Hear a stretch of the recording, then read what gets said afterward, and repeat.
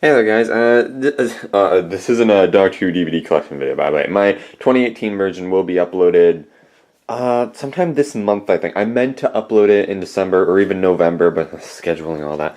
But okay, so, you see that slide. So, how do you think that happened?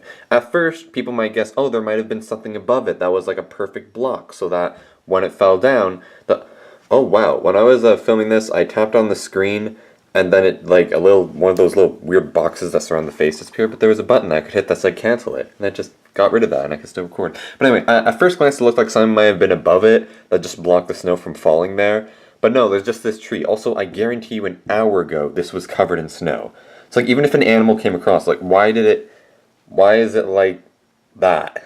Hey, what's up guys, it's Problem, my favorite YouTuber here. I'm here to tell you that no, this is not a remake of my review of Doctor Who The Edge of Destruction. It's just, my Doctor Who Edge of Destruction review got called for copyright.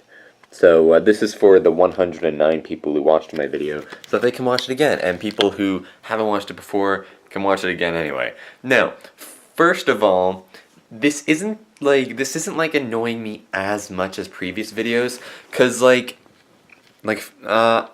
this video, the Edge of Destruction review, didn't fall under fair use. I legit did just kind of play out the ending of both episodes without talking over it. I wasn't like talking about it and then showing like a brief brief clip. It was like the whole thing.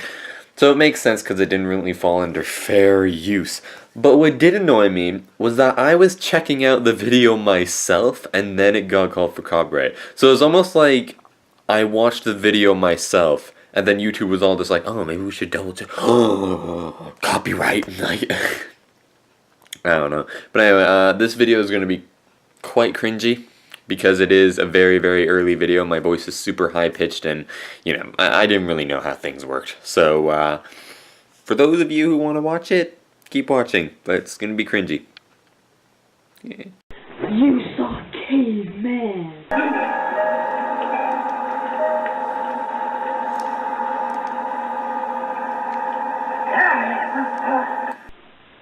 Darling?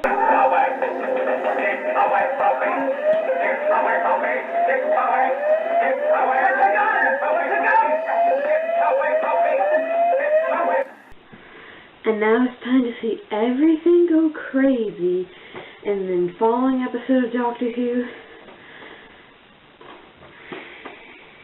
How many DVDs are there in here? Warning, if you buy the beginning box set, the discs are kind of hard to open.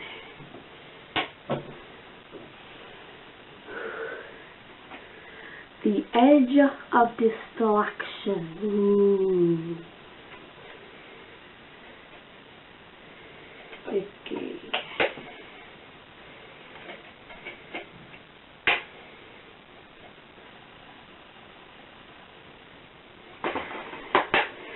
Fix that later. Okay, so moving on to a brief plot summary.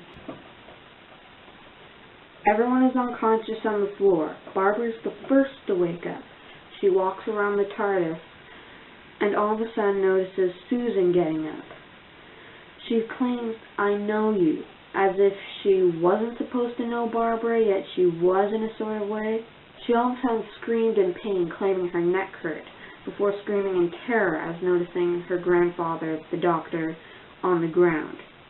Barbara said that there was just a scar on his forehead and a bandage and some water should help him recover. So Susan walks up, appearing to have some sort of amnesia. Ian also seems to have some amnesia when he wakes up, as he seemed to have forgotten about the TARDIS and the doctor and everything, because his first words were, "You're working late tonight, Miss Wright," as if he thought that they were both still working at the school. Ian claims to not even know who the doctor is, but claims, "Shouldn't we help him?" Meanwhile, Susan is getting a bandage and some water from the food machine in the previous episode. However, when she tries to get some water, the machine reads empty, that it's run out of water. However, then a bag of water pours out. so it reads empty, though it's not. Ooh. So Susan brings the bandage and water over to Barbara, and Barbara uses it on the doctor. Barbara all of a sudden begins to get worried, wondering if someone had gotten into the ship. Ian thinks that Barbara is joking and tries to play along with it, but Barbara actually shows that she's serious. Someone may have gotten into the ship. Ian then begins to get his memory back. Ian walks over to the front doors of the TARDIS, and they're actually open, which freaks Susan out, as the TARDIS normally never opens unless they use the controls on the TARDIS Council. And whenever Ian walks closer to the doors, they close automatically and open when he walks away, sort of like an automatic door working in reverse. Susan gets worried, wondering if the controls will even work now. However, just as she touches the TARDIS Council, she gets an electric shock and goes unconscious. Sorry, there's just a list here that explains a brief plot summary right here.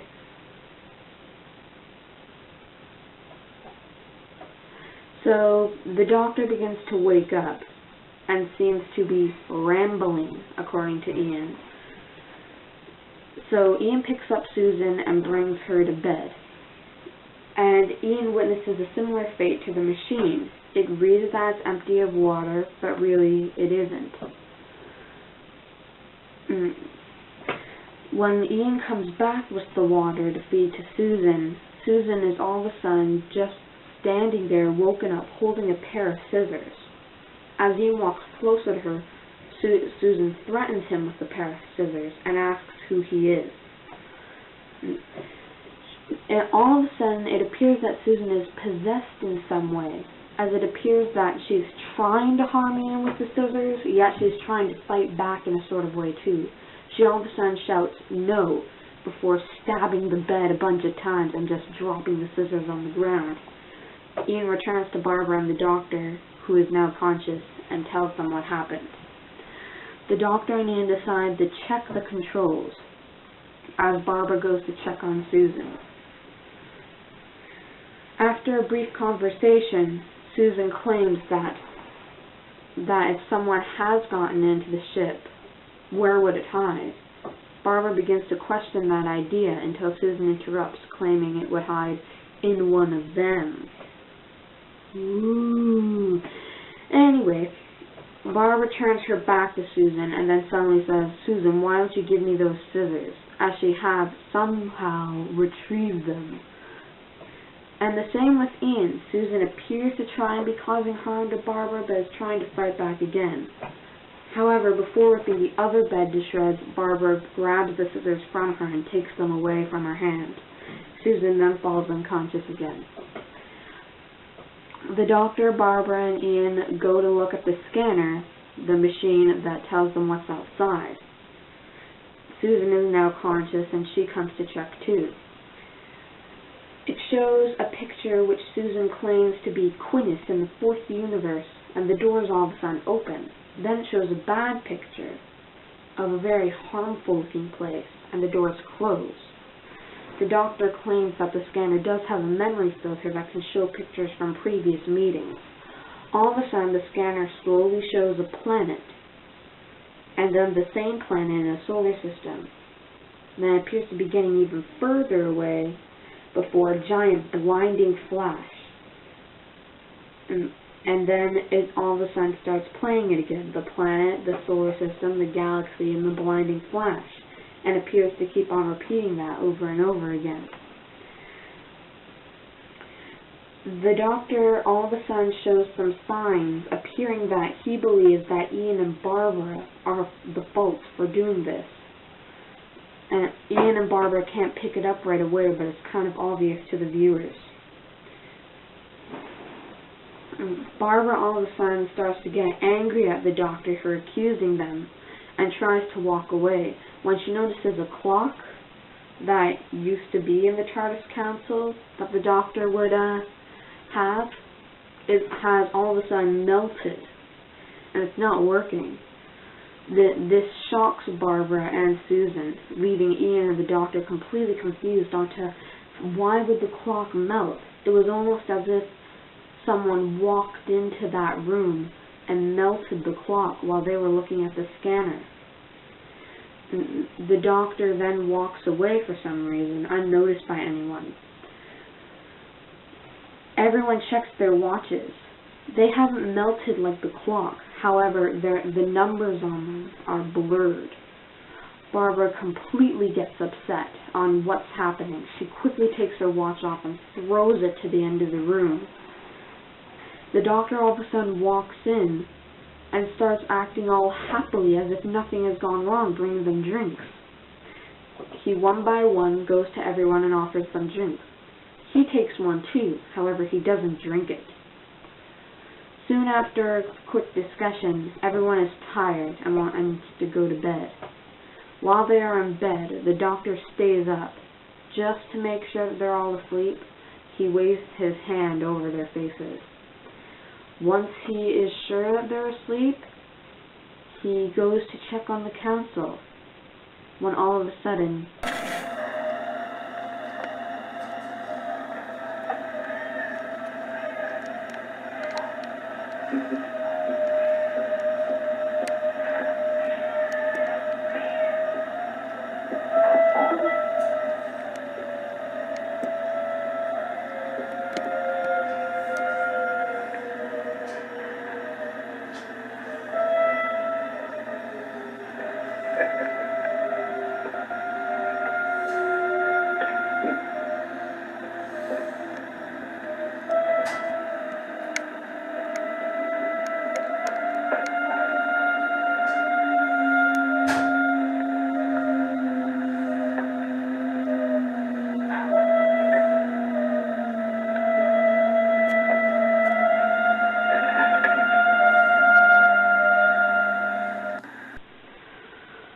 the murderer turns out to be none other than Ian Chesterton himself, who falls unconscious seconds after trying to choke the doctor. At that moment, Barbara walks in. This gives the doctor even more proof that her and Ian are against him. And he asks Barbara why not they confess.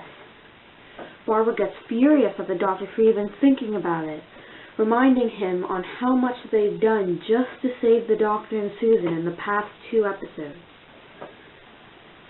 Though the doctor still doesn't believe them, Susan suddenly walks into the room and claims that she doesn't believe them either. However, moments after saying that, she all of a sudden begins to remember stuff and goes on the Barbara and Ian side. Barbara reminds Susan how she accidentally knocked her head, and that it was not their fault. They didn't hypnotize her or drug her or mind control her or anything. Now the doctor is getting even madder at them for mind controlling his granddaughter or something, and tells them that they can get off the ship at the very next spot they land. Susan begins to freak out, telling the doctor that that's not fair, since there may not be any oxygen or food or water.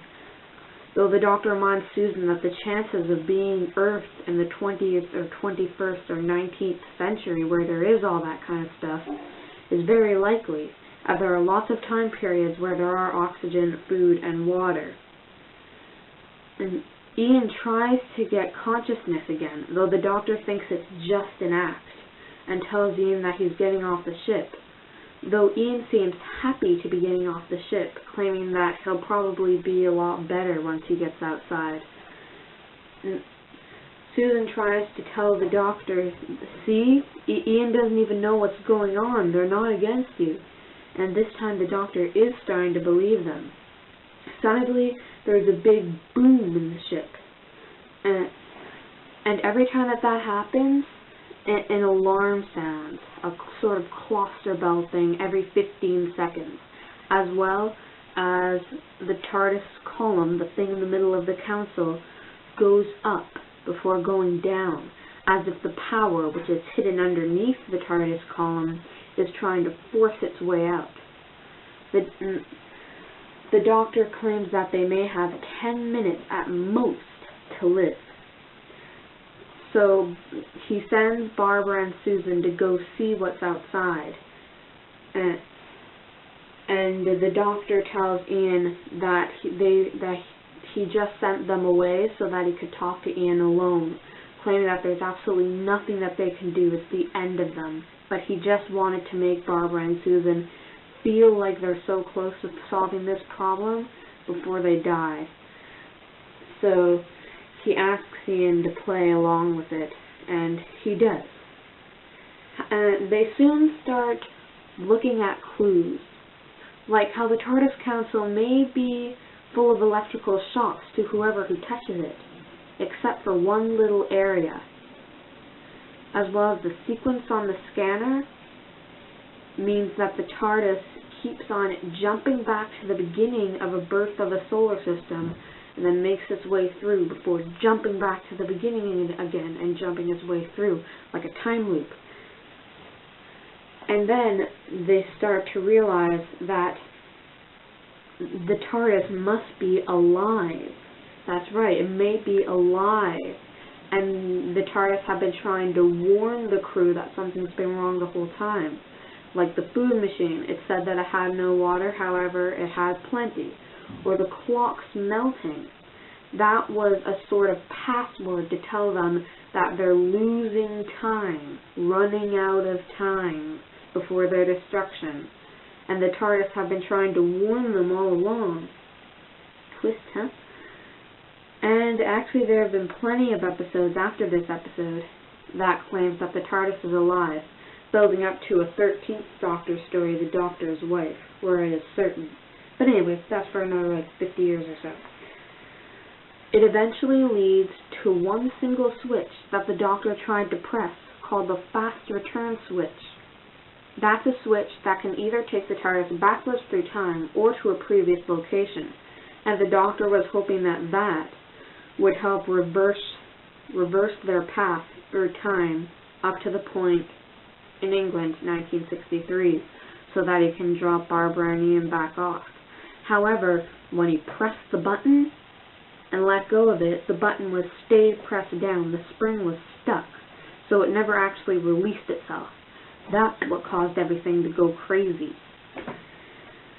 So it was all just a switch. Sorry, that was just my cat. Anyway, so the Doctor and Ian work together to fix the button and release the spring. And then everything went back to normal. And then the Doctor tried to apologize to Ian and Barbara for his actions. However, it seemed so hard for him to just say the words, "I'm sorry." He was just trying to show that he was apologizing, but he never actually fully apologized. Ian, however, accepted his apology straight away, but Barbara walked away as she obviously hadn't accepted it.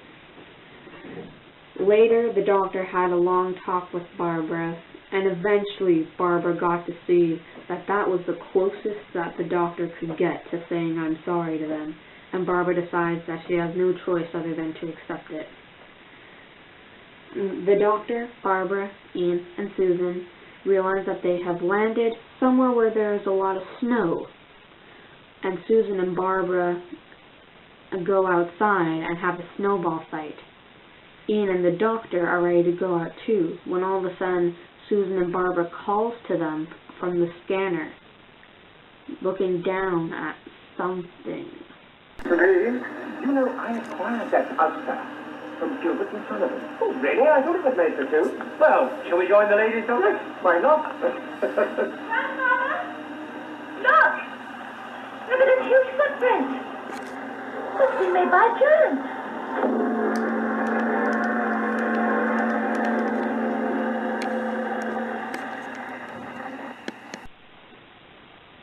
So, final opinions. Opinion on the plot summary? Quite good. I would recommend it. Opinions on the logic? Remember this, folks. The next time that a spring gets stuck, you and your family will want to kill everyone. So I'll see you next time. We'll review story number 4. Marco Polo.